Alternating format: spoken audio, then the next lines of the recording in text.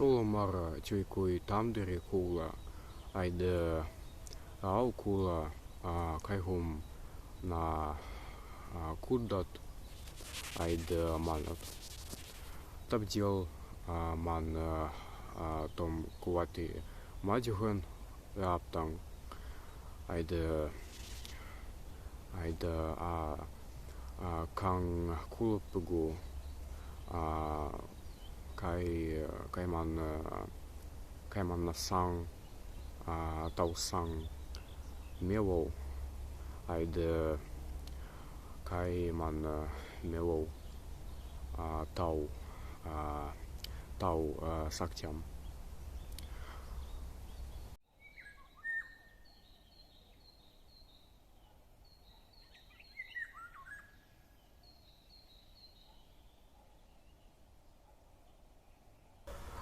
Man mohone aswarg keba nurien aide nasang saktiam man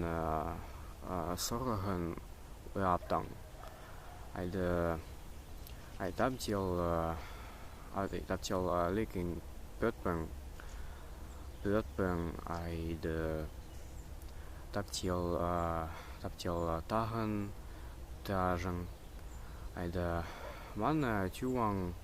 Tod Nango Taungo Tabdil Leaking Putpeng Aida Man Kaburhau Sirlang Aida Tabtil Manan Leaking Putpeng Aide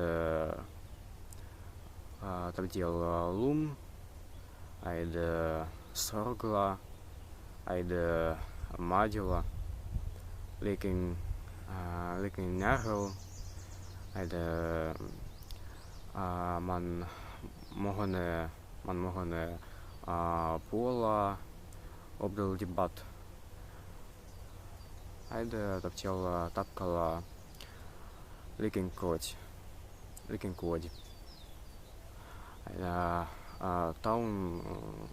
Tounder Man Akang Askang Tod Aptegu